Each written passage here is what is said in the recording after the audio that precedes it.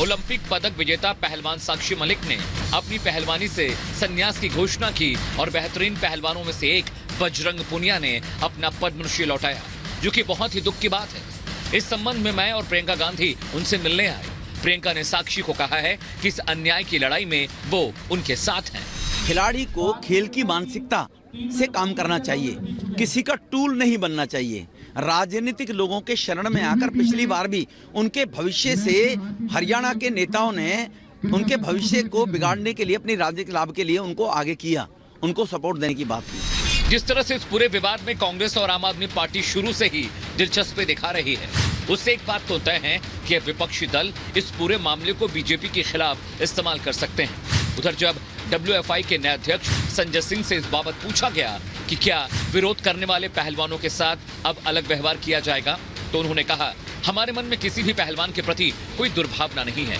जो भी हमारे साथ आएगा और अच्छी कुश्ती करेगा, उसका स्वागत किया जाएगा।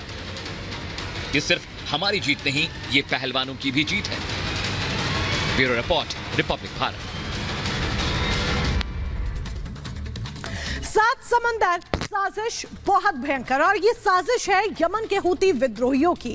दरअसल यमन के हूती विद्रोहियों ने भारत के वेरावल से 200 समुद्री मील दूर एक टैंकर पर हमला बोला है। ये घटना 18 दिसंबर की बताई जा रही है।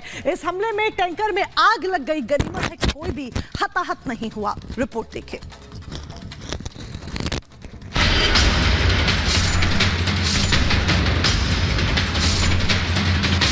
सऊदी अरब से निकला जहाज अभी गुजरात के वेरावल तट के करीब ही पहुंचा था कि जहाज को निशाना बनाया गया, वो भी ड्रोन के जरिए। दावा किया जा रहा है कि अरब सागर में भारत की ओर आ रहे एक जहाज पर हूती विद्रोहियों ने ड्रोन से हमला किया है। ड्रोन की बमबारी से जहाज के एक हिस्से में आग लग गई। जहाज के कुछ हिस्से को नुकसान भी पहुंचा है। कड़ी मशक्कत के बाद आग पर काबू पा लिया गया। बताया जा रहा है कि जहाज में 20 भारतीय कर्मचारी सवार थे और सभी भारतीय सुरक्षित हैं। हूती विद्रोही ईरान की शह पर कूद रहे हैं। ईरान को रशिया साथ दे रहा है। रशिया चाइना को अपना दोस्त समझ रहा है। हूती विद्रोहियों ने लाल सागर में पिछले कुछ दिनों से हर कॉमर्शियल शिप के ऊपर अटैक करना प्रारंभ किया है। अमेरिका ने 20 देशों के साथ एक नेवल टास्क फोर्स वहां बना दिया है। अब अरब सागर के अंदर एक कॉमर्शियल शिप जो भारत आ रहा था और जिसका संबंध इजराइल से बताया जाता है, उसके ऊपर हूती विद्रोहियों ने एक ड्रोन से अटैक कर दिया है। हूतियों की हिमाकत के बाद भारतीय नौसेना ने अपने युद्धपोत को रवाना कर दिया है। इंडियन कोस्ट गार्ड के 7 हेलीकॉप्टर से भी निगरानी की जा रही है। कोस्ट गार्ड ने मदद के लिए ICGS विक्रम को रवाना किया है। जहाज पर हमले की सूचना ब्रिटेन के मैरीटाइम ट्रेड ऑपरेशन संगठन ने दी है। ये संगठन समुद्री गतिविधियों पर नजर रखता है। बताया जा रहा है कि जहाज का इजराइल से संबंध है, इसलिए हूती विद्रोहियों ने जहाज को निशाना बनाया।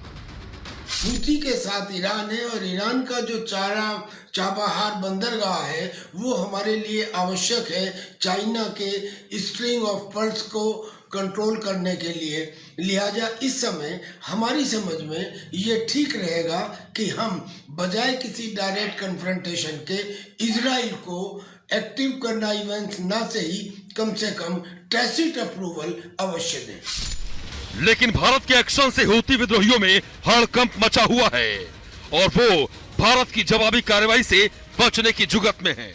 लेकिन भारत ने साफ संदेश दिया है कि अगर हूती विद्रोही भारत से जुड़े जहाजों को निशाना बनाएंगे तो उसका अंजाम बेहद खौफनाक होगा। Bureau report, Republic Bharat.